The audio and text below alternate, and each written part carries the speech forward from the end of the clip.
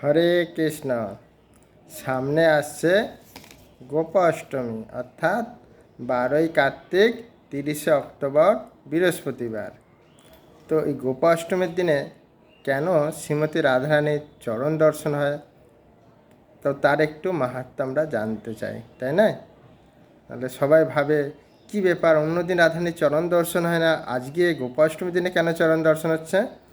না, শাস্ত্রে বর্ণনা করা আছে, না ওই গোপাষ্টমীর দিনে অর্থাৎ ভগবান কৃষ্ণচন্দ্র গোচারণ করতে গিয়েছিলেন। মানে তার অনেক দিন ধরে ইচ্ছা ছিল গোচারণ করতে হবে। তখন বাবাকে বলছেন নন্দ মহারাজকে যে, বাবা আমার তো বয়স হচ্ছে, তো সন্তানের কর্তব্য পিতাকে একটু সাহায্য করতে, আমিও চাই, আমরা যেহেতু গোয়ালা তাই আমি গোচারণ করতে যাব। তাই নন্দ মহারাজ তার গুরু গর্গমণিকে বললেন যে একটা ভালো দিন দেখো। তখন তিনি এই অষ্টমীর দিনটা ঠিক করেছিলেন। তাই তিনি কি করলেন, সেই গুরুদেব পিতামাতার আশীর্বাদ নিয়ে ওই যে অষ্টমী অর্থাৎ গোপাষ্টমীর দিনে, কবে, যেটা 12ই কার্তিক 30শে অক্টোবর বৃহস্পতিবার, ওই দিন প্রথম তিনি গোচারণে যান। কিন্তু মেয়েরা তো গোচারণ করতে যেতে পারবে না।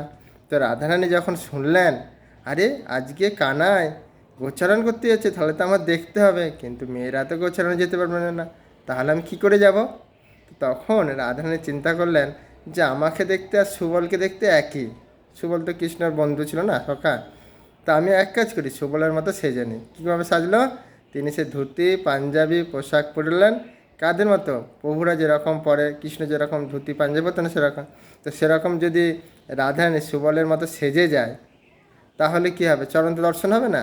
তাই এই দিন অর্থাৎ যেদিন ভগবান কৃষ্ণ গোচারণে গেলেন, সেদিন শ্রীমতী রাধারানী এই সুবলের মতো বেশ ধারণ করেছিলেন। তাই এই দিন চরণ দর্শন হয়।